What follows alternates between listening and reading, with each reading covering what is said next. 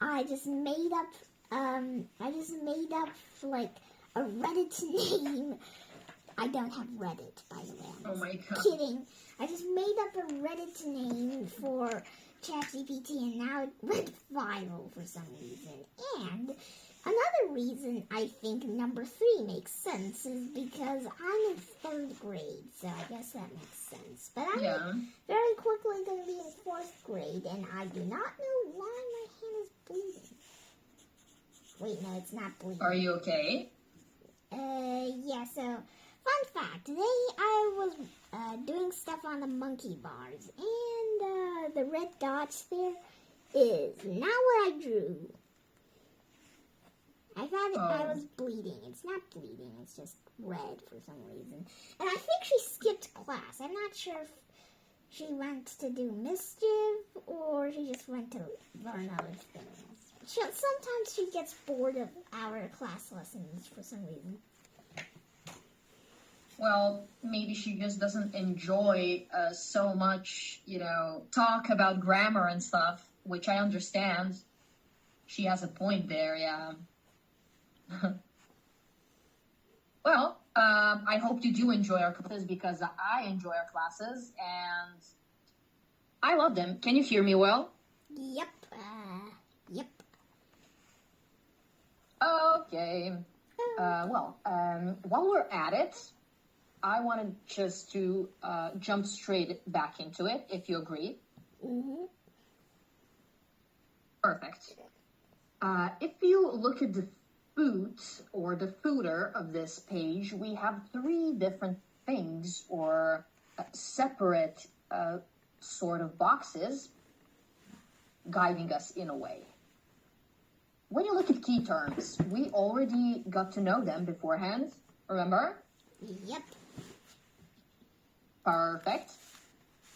Now, for the prediction task, we need to categorize these terms, which are hardware or nature, and which are software or nurture. Wait, what is a hardware? And by the way, so this is, this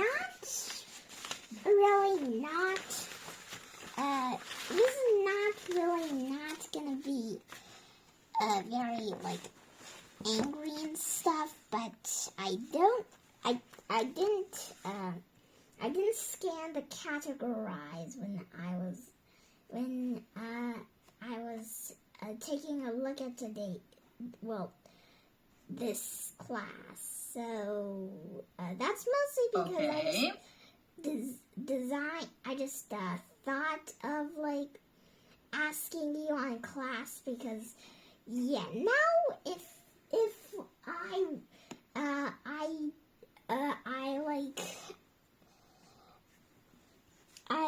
get my homework done at 4 o'clock. Nope, not going outside. So I just kind of use some time to scan the other words instead of some words that I think might be not really necessary for today's class, so I just did not scan categorize. You might find me asking more questions like these in the other pages. Yeah, not just one. Yes. I did not scan. Okay, that's perfectly fine with me. You should always ask if you don't know something. I mean, I'm the teacher. That's my kind of purpose of my work, is to help you understand something. Yep. And categorize, let's have an example. I think it's much easier. Categorize means to put something into different groups or organize into groups. Let's put that here. I'm going to type it.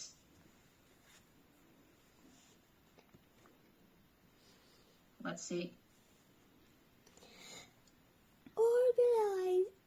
For example, if we have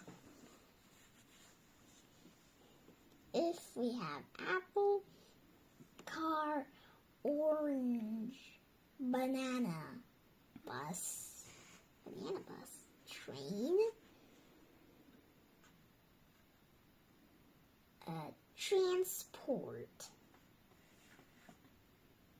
Fruits.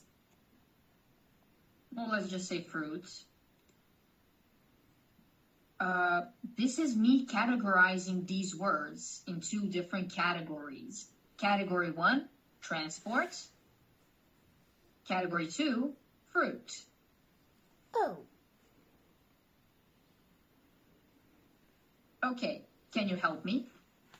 Let's categorize them. okay. Transport things are banana bus, bus and train. Oh, I said banana bus because like I actually know banana bus. So like it's a long story. Okay. It's about two African Greys, Pepper and Lucy. Pepper is really talented at math and is officially known as the Sheldon Parrot, and Lucy is the younger sister that really just thinks everything is ridiculous and is probably the god of chaos or something. I'm not sure. And one day she doesn't know why Lily, which is their a 9-year-old little girlfriend, she doesn't know why she doesn't know why Lily is wearing a backpack and going on to a school bus. So she names the school bus Banana Bus because it looks like a banana. So that's why I said banana bus, not bus. And fruit, apple, orange, banana. Okay, very well. So basically to categorize is to organize into different groups. We can organize by many groups, by different topics, by age, by I don't know how many fingers you have, or by profession. Look at this.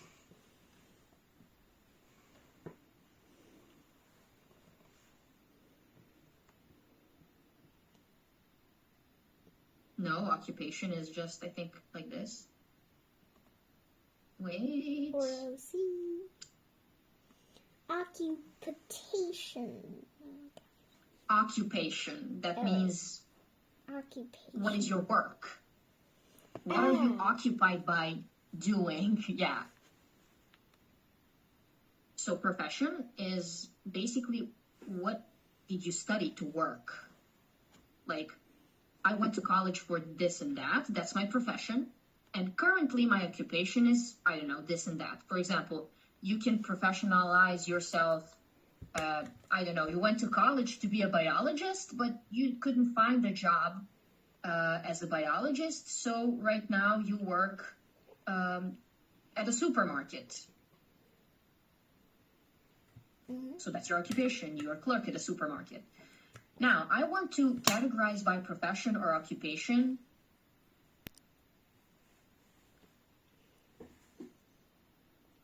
Sarah, Ivanka, and Fat Gus. And we have teacher. Or more, one teacher or teachers. Teachers. Students. Okay, let's categorize us. Okay, so the teacher is you, and the students are me and Fat Gus, which I'm very determined that I will not be expecting Fat Gus, because I have officially declared that she is skipping class. Okay, that's fine by us, but usually she is one of the students in the class, in my class, in our class. So yes, if we categorize by this, the first category, teachers, that would be me, and students, you, Fat Gus, and also Sad Gus. Yep. Oh, yes. Yes. Okay. Is this clear to you now? Are you Yes. able to understand the concept of the word? Perfect. Yep. Now, you asked what are hardware and software, right? Well, yeah. Okay. This is usually, if we look at computers, we have hardware and software. If you take a look, and for example, this is a computer. This is like a monitor here. We have a mouse. We have a keyboard, right? Mm-hmm. I cannot draw, it really takes a lot of time, but you know what is a keyboard. And we have this. Wait, does my dad have that?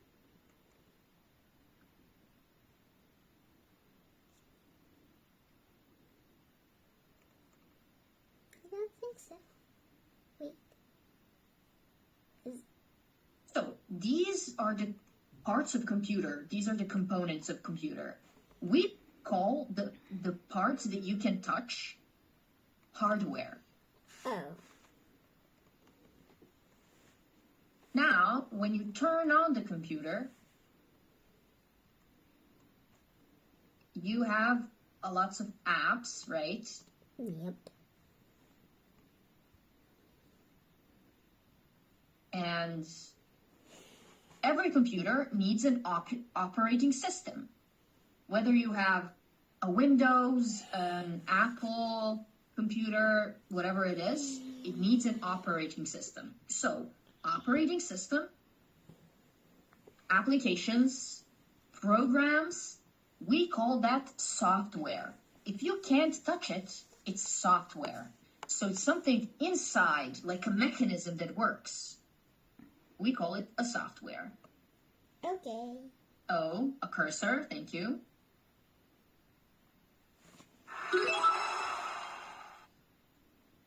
So the easiest distinction would be software inside, hardware outside.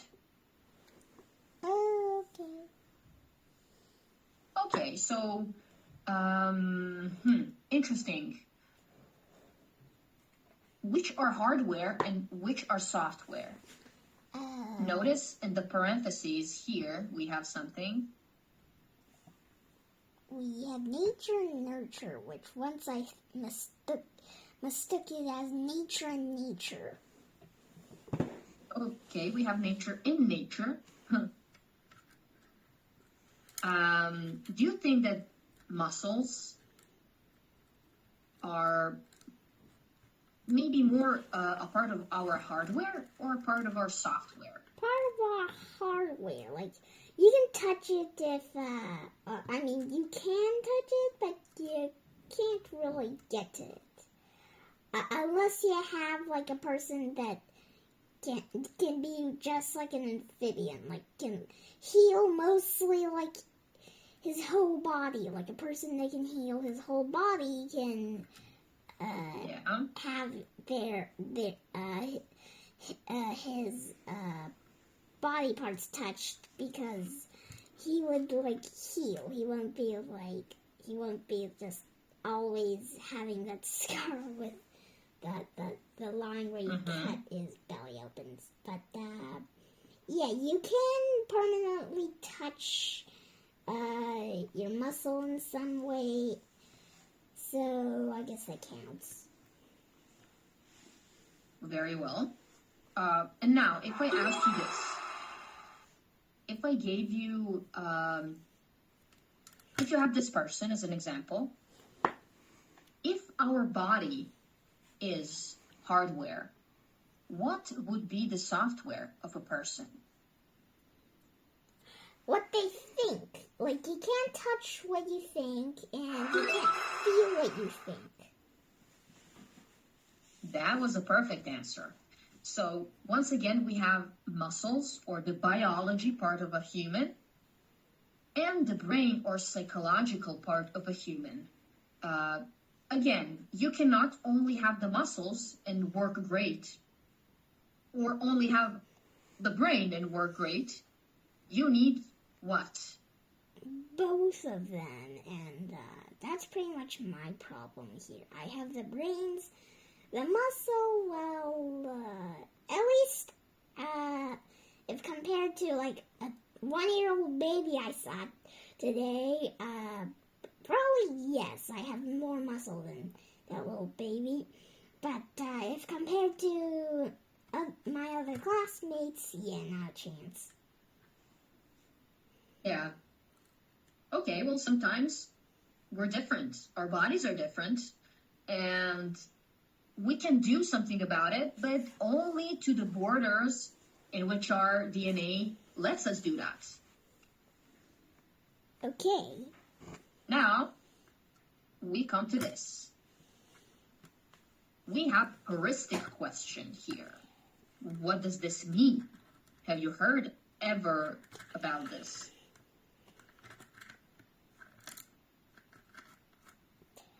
Definitely not. Definitely not. Okay. Let's take a guess. I want to see your thought process. What do you think it means?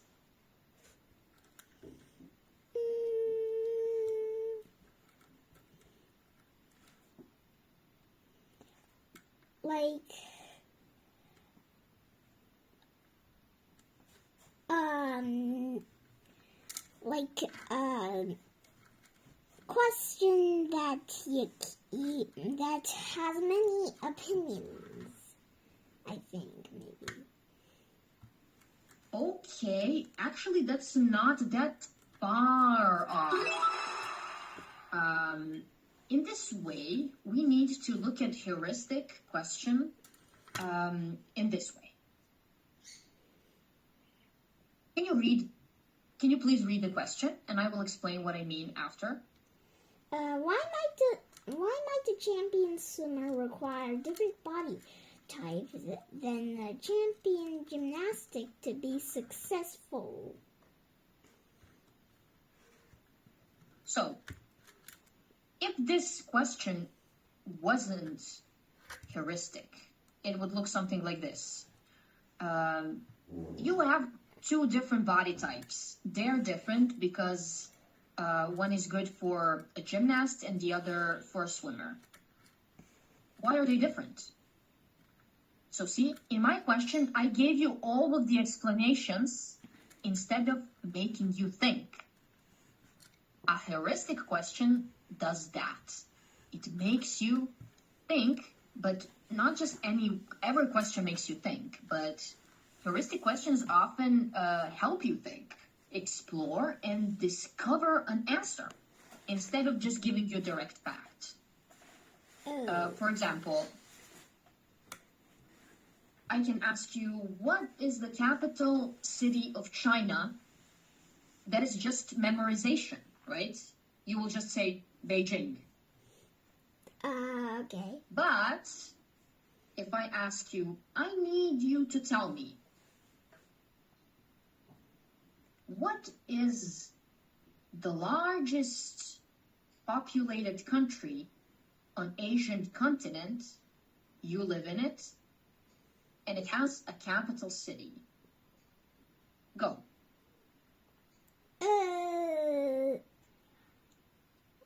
Let's just say I actually know where I live in, so definitely 1000%, 1000% Beijing, because I am literally in Beijing, and a lot of people are not in Beijing. They're like traveled from Beijing, and they're like, okay, this is my house because this place is very popular.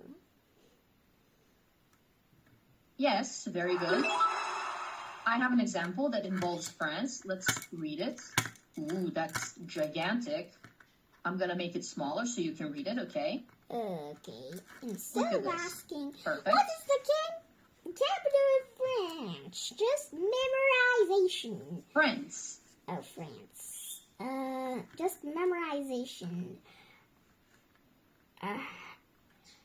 Heuristic. Very good. Heuristic question would be, how can you figure out the capital of a country if you don't know it? This makes you think. Look at this. I just remember. Very good. A heuristic question helps you solve problems, encourages your critical thinking, and makes you find answer yourself. You know, I could have just asked you, Ivanka, what's the capital of China? But no, I want to ask you something that will make you think how to get there. Oh my God, this confuses me. This is so difficult. But because it's difficult, you're going to find many answers along the way. It helps you think. Oh, okay. Okay. When I ask you something and I don't directly give you the answer, I give you the clues to the answer. That's a heuristic question. Oh, like for example, this occurs in many stories. So, like for example, he asks her, what is something that she really always just thinks of. She would think first of the word that can replace what she always thinks of, and then she can think what is the answer to this question, and along the way she can think of many. Maybe some are false and some are true, but actually it's she, not he, like the usual example, not because that the she is factus, the he is one in the crew that is a boy, but because sometimes it's just really hard to make me think of what I really super duper 100% want, so that's why it's she, not he. Okay, I understand. Another beautiful example. Now, would you be able to answer the heuristic question? Okay, why might a champion swimmer require a different body than a champion gymnast? Body type Than a champion gymnast to be successful. Because the gymnast is mostly on being agile and being like, you can do a 100 degree spin. Wait, was it 163? Okay, maybe like 100 or more degrees spin in the air. So you have to be very, very agile and really small and light and really flexible to be a gymnast. But if you want to be a swimmer, you have to have very, very, very strong arms, which surprisingly I have strong arms even though I do not know how to swim. And you also have to take lessons of how to swim, not just be very flexible and agile.